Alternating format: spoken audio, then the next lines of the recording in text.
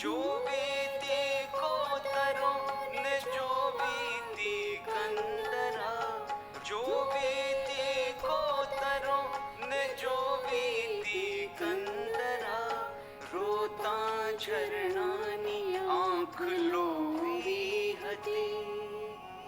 ओ मिया विना मारे भमवाता डुंगरा।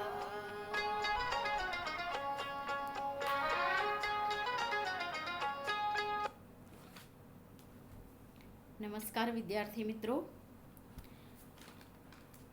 અર્વાચીન ગુજરાતી સાહિત્યના પંડિત યુગ પછીનો યુગ એટલે ગાંધી યુગ. ગાંધી યુગના સર્જક એવા ઉમાશંકર જોશીની સુપ્રસિદ્ધ ગીત રચના ભૂમિયા વિના મારે ભમવાતા ડુંગરા, જંગલની કુંજ કુંજ જોવી હતી. સેમ 2ના અભ્યાસક્રમમાં તમારે ઉમાશંકર જોશીનું જીવન અને કવન, આ ઉપરાંત ઉમાશંકર જોશીની સુપ્રસિદ્ધ કાવ્યરચનાઓમાં 3 કાવ્યરચનાનો અભ્યાસ તમારે કરવાનો છે. તો પહેલાં આપણે જ ઉમાશંકર જોશીના જીવન, તેમની કાવ્યરચના વિશે આ ભાગ 1માં આપણે જોઈશું.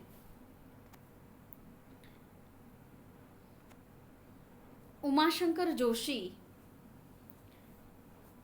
સમયગાળો 1911થી 1988નો સમયગાળો ગણાય છે. કવિ પોતે કહે છે કે ગામમાંથી શબ્દ લઈને નીકળ્યો હતો. શબ્દ ક્યાં ક્યાં લઈ ગયો? સત્યાગ્રહની છાવણીઓમાં, જેલોમાં, વિશ્વવિદ્યાલયોમાં, સંસદમાં, દેશના મૂર્ધન્ય સાહિત્ય મંડળમાં, રવિન્દ્રનાથની વિશ્વ વિદ્યાભારતીમાં, વિદેશોના સામાજિક સમાજોમાં.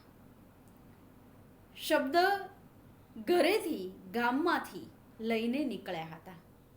તે શબ્દ એટલે કયો શબ્દ? માતૃભાષા.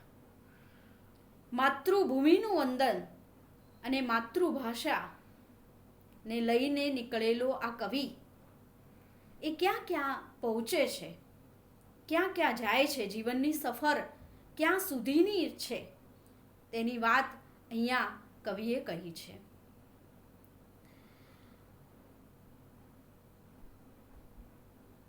ગાંધીજીનું આગમન દક્ષિણ આફ્રિકાથી ભારતમાં થાય છે અને તે દરમિયાન દેશના સ્વાતંત્ર્ય સંગ્રામમાં જોડાવાનું ઉમાશંકર જોશીને, આ ઉપરાંત ગાંધી યુગમાં ગાંધી ચિંધ્યા માર્ગે અનેક કવિઓએ સ્વાતંત્ર્ય સંગ્રામને નિરૂપતા કાવ્યો સાહિત્યમાં આપ્યા છે. આ કવિને સ્વાતંત્ર્યની લડતમાં લડતા લડતા જેલવાસ પણ કરવો પડ્યો છે. વિવિધ વિશ્વવિદ્યાલયોમાં અભ્યાસ તો કર્યો છે, પણ વિશ્વવિદ્યાલયોના કુલપતિ તરીકે પણ તે રહી ચૂક્યા છે.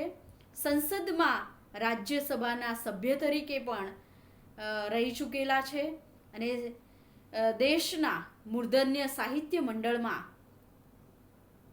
તો એમને ડોકિયું કર્યું છે અને સાહિત્ય, ગુજરાતી સાહિત્ય જગતમાં અનેક પ્રકારનું સાહિત્ય સર્જન આપણને આપ્યું છે.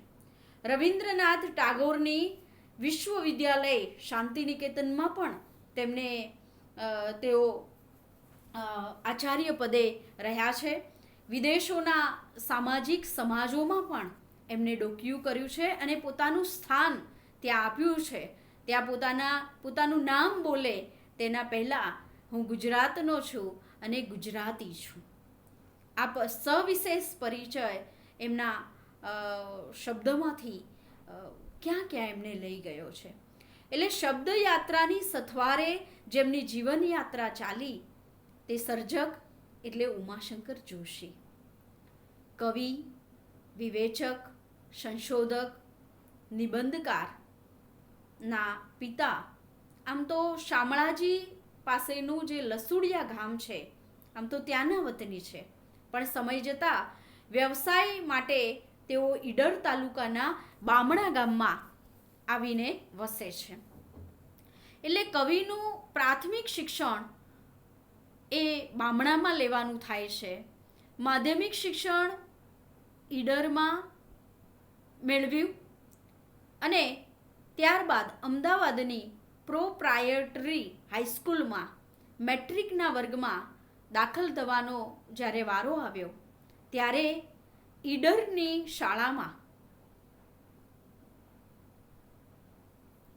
બધા જ વિદ્યાર્થીઓની પાસે અને શિક્ષકોની વચ્ચે ઊભા રહીને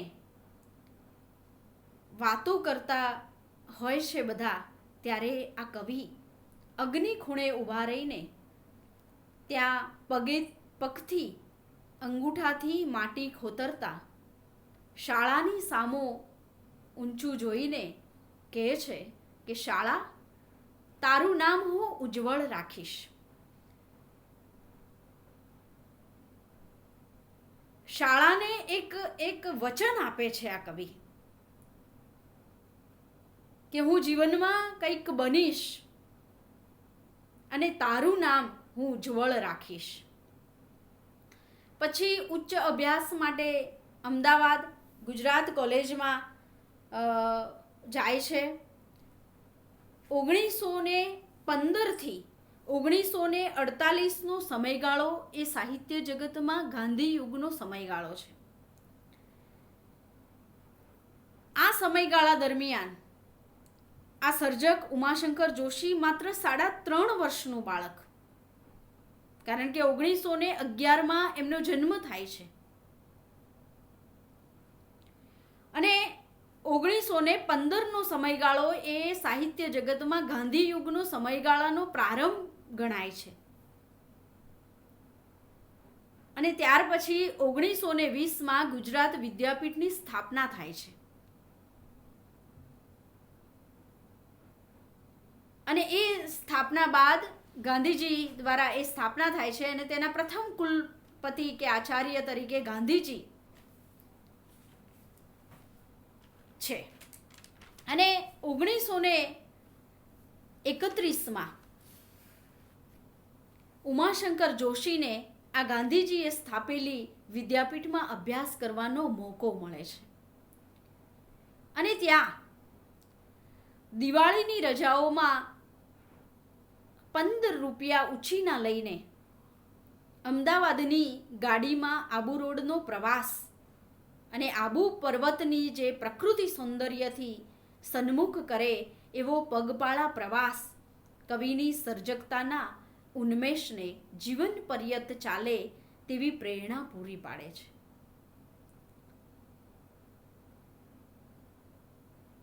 હોસ્ટેલમાંથી બધા જ વિદ્યાર્થીઓ પોતાના ઘર તરફ પ્રયાણ કર્યું છે ત્યારે આ કવિ એ પ્રકૃતિને ચાહવા માટે, પ્રકૃતિને જોવા માટે આબુ રોડના પ્રવાસે જાય છે. માત્ર 17 વર્ષની વયે રચાયેલું આ કાવ્ય નખી સરોવર પર શરદ પૂર્ણિમા એ પ્રથમ કાવ્ય કવિનું ગણાય છે. આ સોનેટ પ્રકારનું આ કાવ્ય છે અને જે સૌંદર્ય, અદ્ભુત સૌંદર્ય કવિએ ત્યાં નખી સરોવર ઉપર જોયું છે. અને તેની છેલ્લી પંક્તિ છે, સૌંદર્યો પી ઉર જરણ ગાશે પછી આપ મેળે. એટલે જીવનમાં પ્રાપ્ત થતા અનુભવો અને એ અનુભવમાંથી વ્યક્ત થતી અભિવ્યક્તિ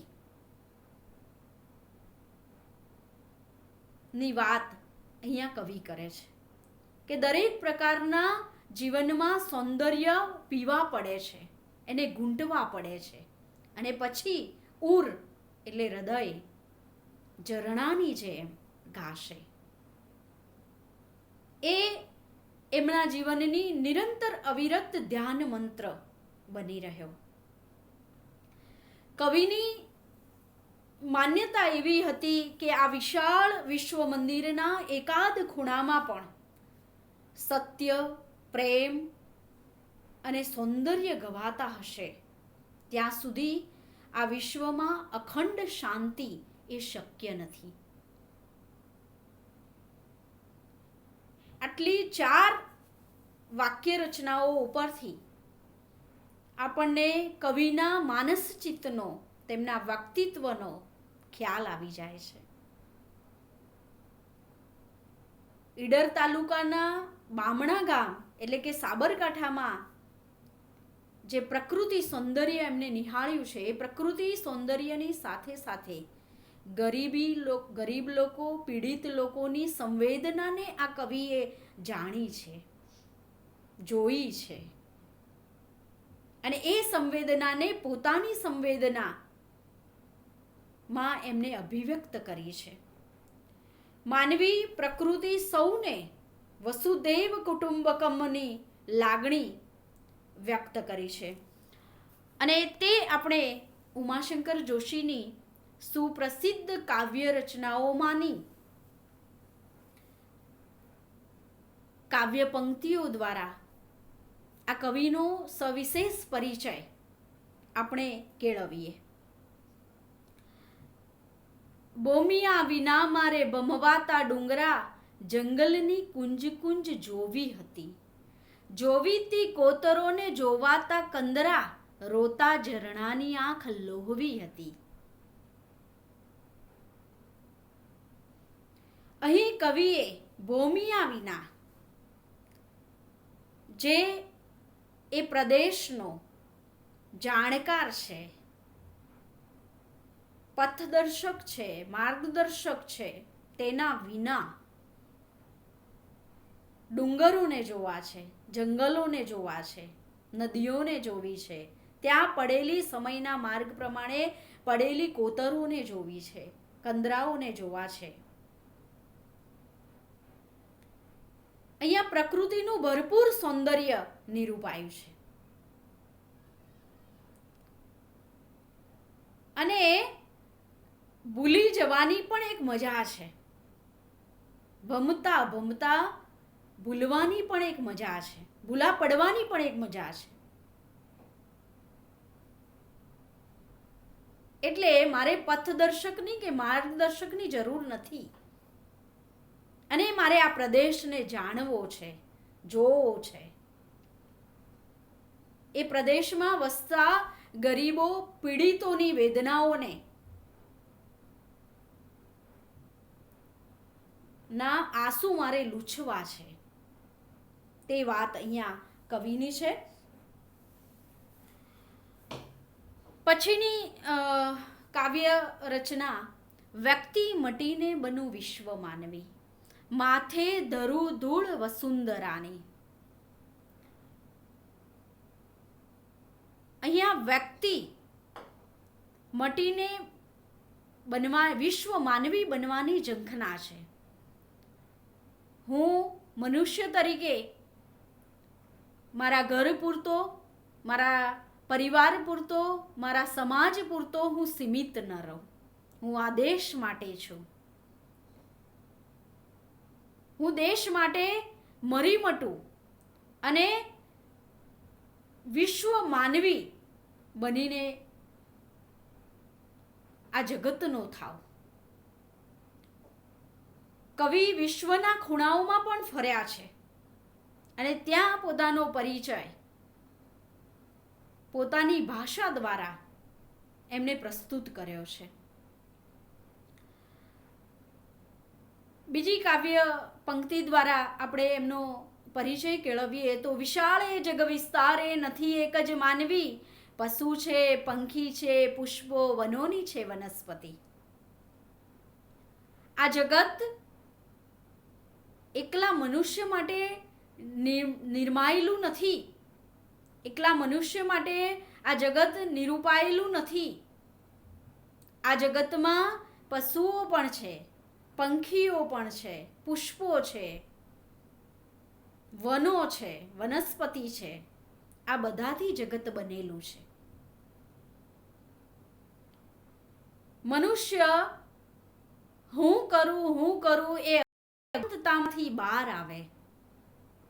એક કહેવત છે ને કે ગાલ્લા નીચે કૂતરું હોય અને કૂતરાને એમ જ થાય કે ગાલ્લું હું ચલાવું છું. તેમ મનુષ્યને પણ એમ થાય છે કે મારા જીવનનો ભાર હું ઉઠાવું છું. મારું જીવન એ મારાથી ચાલે છે.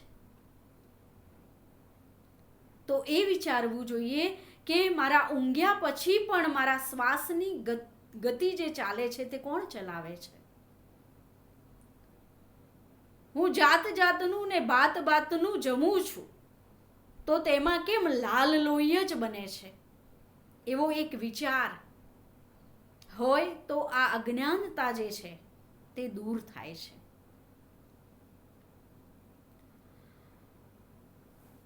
તો અહીંયા મનુષ્યની આ જગતમાં મનુષ્ય એકલો જ નથી, એની સાથે પ્રકૃતિ પણ જોડાયેલી છે.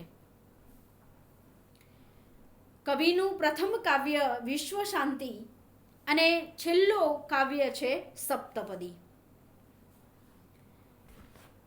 પછી છે કવિનું જઠરાગ્નિ કાવ્ય. ભૂખ્યા જનોનો જઠરાગ્નિ જાગશે, ખંડેરની ભસ્મ કણી ન લાદશે. સમાજમાં જે ખાય છે તે કેવી રીતે પૂરાશે? આવનારો સમય ક્યાં સુધી એ સહન કરશે? ગરીબોને 2 ટંકનું ખાવાનું નથી મળતું અને શ્રીમંતો દિવસે ને દિવસે શ્રીમંત થતા જાય છે અને ગરીબો તે દિવસે ને દિવસે ગરીબ બનતા જાય છે. ત્યારે કવિ અહીંયા એક આક્રોશ પ્રગટ કરે છે કે ગરીબોની આંતરડી જ્યારે જાગી ઉઠશે, કકળી ઉઠશે, ત્યારે આ ભસ્મ કણી ન લાદશે.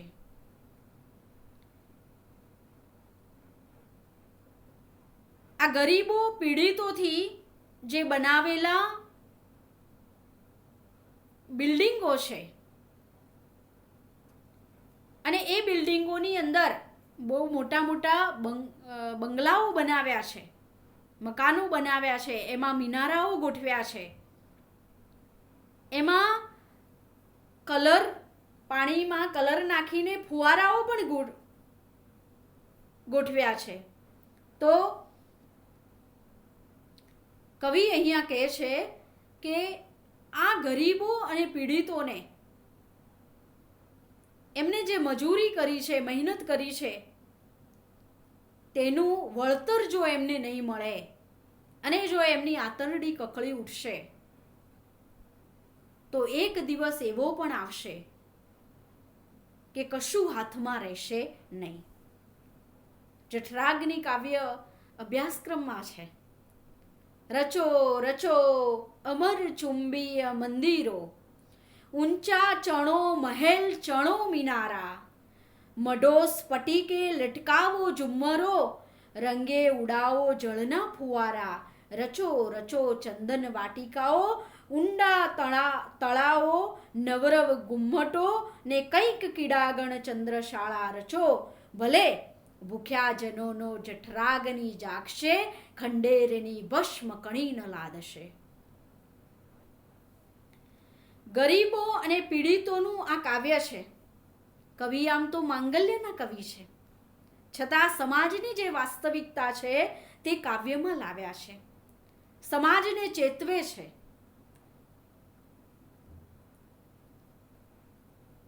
અને કહે છે કે દેશની આ સ્થિતિને જો ન જોવી હોય તો ગરીબોનો વિચાર કરવો પડશે. એવું આ જઠરાગ્નિ કાવ્ય છે. ત્યારબાદ કવિનું વિશ્વ માનવી ખંડકાવ્ય સ્વરૂપની દ્રષ્ટિએ સોનેટ પ્રકારનું કાવ્ય છે અને વિષયની દ્રષ્ટિએ તે રાષ્ટ્રપ્રેમને લગતું કાવ્ય છે. વિશ્વ બંધુત્વની ભાવના આમાં વ્યક્ત કરી છે. કવિ કહે છે કીકી મારી કીકી કરું બે નભ તારલીની. આપણી બે આંખો છે તે તો મર્યાદિત વિશ્વનું દર્શન કરી શકે છે, પણ આખા વિશ્વનું દર્શન કવિને કરવું છે.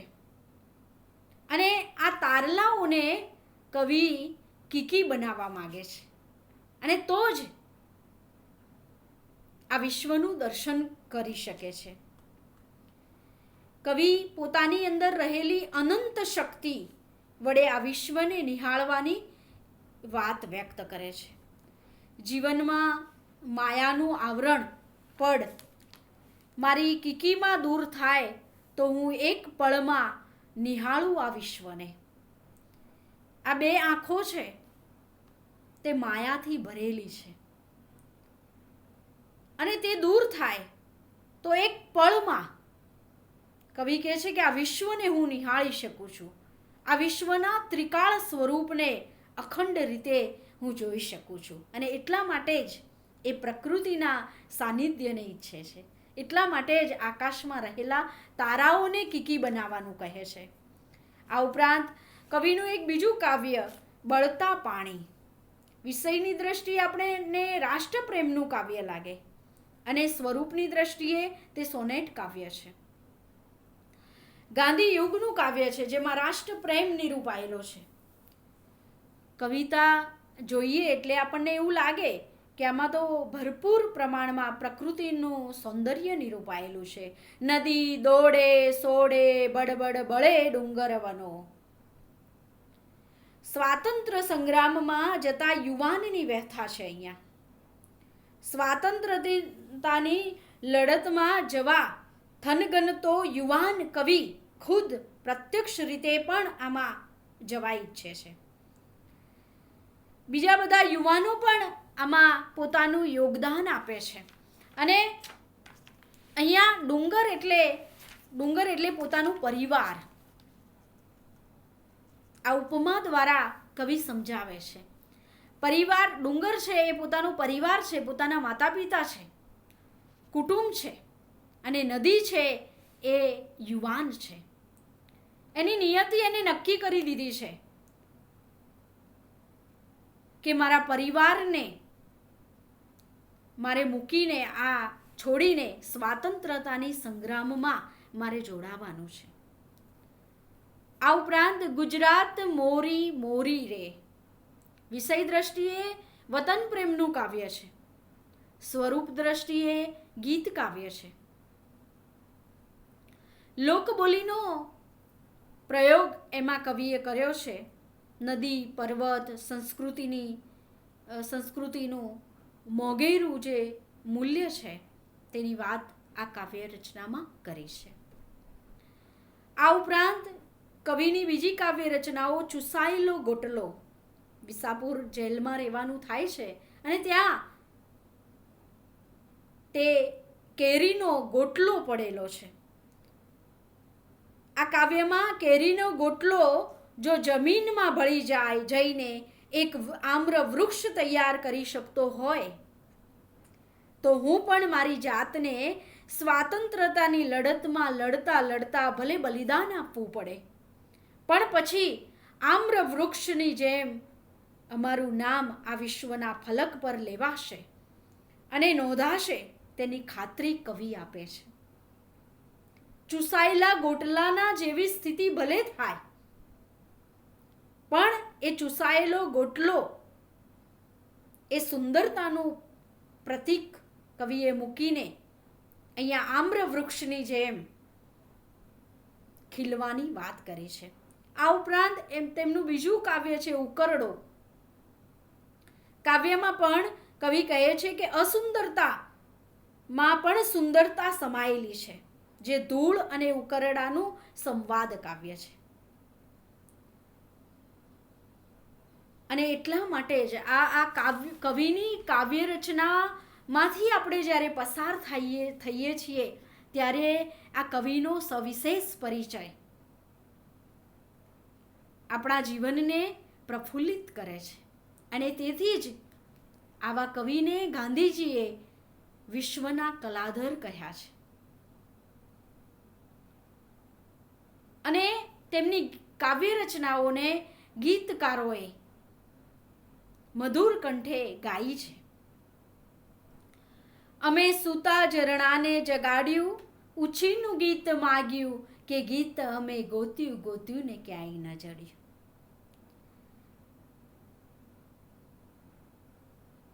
ગાણું અધૂરું મેલમાં.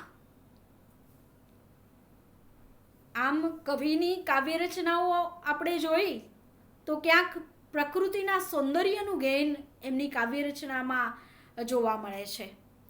ક્યાંક આપણને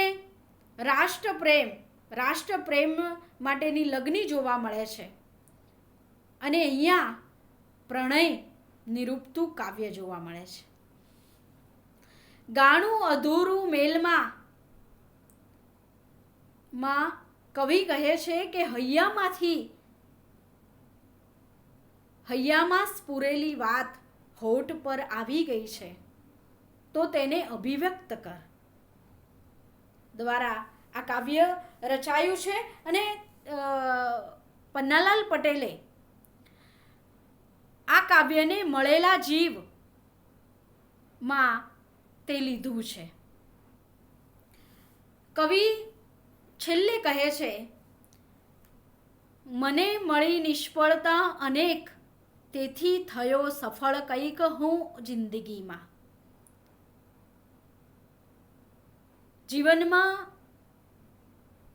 બધી જ બાબતેથી આપણને સફળતા નથી મળતી, નિષ્ફળતાઓ પણ મળે છે, અને એ નિષ્ફળતામાંથી કંઈક શીખાય છે. સ્વામી વિવેકાનંદે કહ્યું છે કે માણસ જ્યારે કોઈ રસ્તો પસંદ કરે છે અને તે રસ્તામાં જો મુશ્કેલી ન આવે તો સમજવું કે તે રસ્તો ખોટો છે. મુશ્કેલી આવે છે, પણ એ મુશ્કેલીને તમે કઈ રીતે એને એ મુશ્કેલીને દૂર કરો છો, તે જીવનમાં મહત્વનું છે. અને તે દૂર કર્યા પછીનો જે માર્ગ છે, એ માર્ગ સુધી તમે પહોંચો છો તો તમે સફળ થાઓ છો. અહીંયા કવિને જીવનમાં ઘણી નિષ્ફળતાઓ મળી છે, પણ એ નિષ્ફળતાઓથી તેઓ હારી ગયા નથી, તેઓ થાકી ગયા નથી, પણ તે નિષ્ફળતાઓમાંથી કંઈક શીખ્યા છે, અને તેથી એ શીખ્યા છે, અનુભવ્યું છે, અને તેથી તેઓ જીવનમાં સફળ થયા છે. તો આ કવિ ઉમાશંકર જોશીની સુપ્રસિદ્ધ કાવ્ય રચનાઓની પંક્તિઓમાંથી આપણે એમનો જીવન સંદર્ભ લઈને સમજ્યા. હવે ભાગ 2માં આપણે તેમની સાહિત્ય રચનાઓ, સાહિત્ય કૃતિનો સવિશેષ પરિચય કેળવીશું. આભાર.